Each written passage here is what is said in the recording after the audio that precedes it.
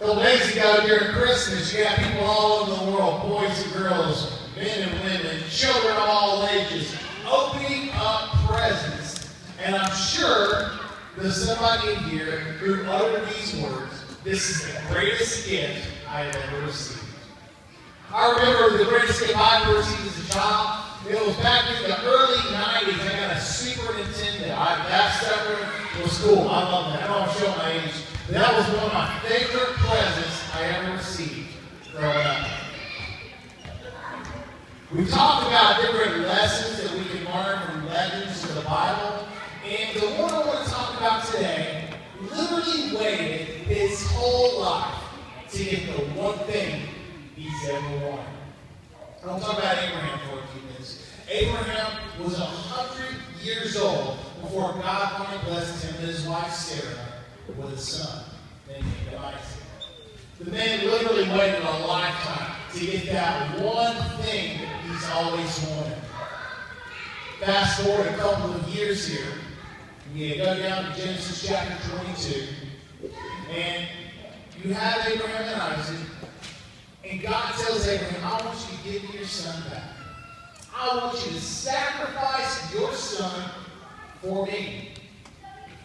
Imagine getting the greatest gift you've ever received and having to give it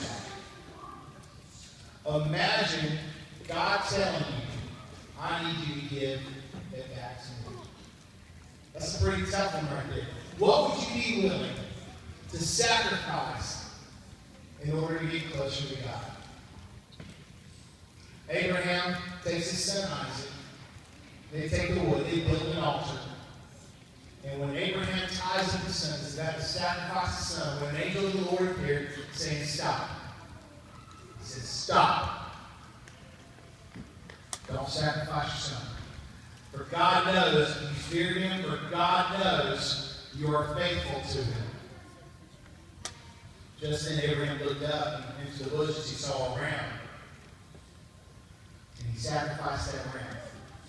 There's a couple lessons we can learn here from Abraham. The first one is that sometimes in order to get close to God, we have to be willing to give up something we cherish the most. That's the top one. Sometimes we get that great Christmas present, that brand new basketball goal, a Nerf gun, a computer, a tablet, a new car, I don't know. But sometimes if we want to get closer to God, we need to give up what we cherish so much. Jesus, when he starts going out and getting his disciples, he goes up to a pair of brothers. The first set of brothers he goes up to is Peter and his brother Andrew, who were fishermen. He says, "Throw down your nets and follow me, and I will make you a fisher of men."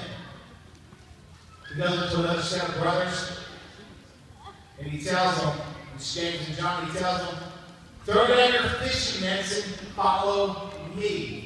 James and John are fishermen with their father. That's their livelihood. All four of these men here, Jesus is saying, give up your job, give up your career, and follow me.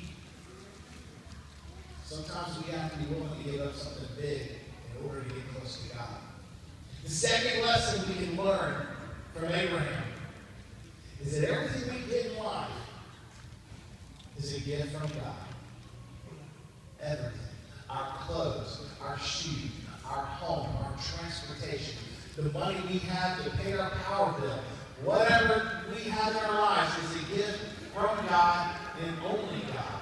James reminds us of this in James chapter 1, verse 17, when he tells us, "Every good and perfect gift is from above, coming down from the Father of heavenly lights, who does not change like shifting sands." The two lessons, again, we learn from Abraham is that one, you have to be willing to give up something sometimes in order to get closer to God. And two, everything you receive in life is a gift and a blessing from God. I asked you this question a few minutes ago, and I will close with this question. What are you willing to give up in order to get closer to God? Let's pray. Father God, thank you for a day where we can come here to praise you through basketball, that we can worship you through sports, that we can do things that bring you honor through cheerleading. Father God, thank you for these boys and girls that are out here for the coaches, the referees, concession workers, people that give up their time to bring you glory, to spread the news about you through sports. Father God, I ask that you and everybody out here, let us all have a wonderful second half, a wonderful weekend. Your son's going to be great.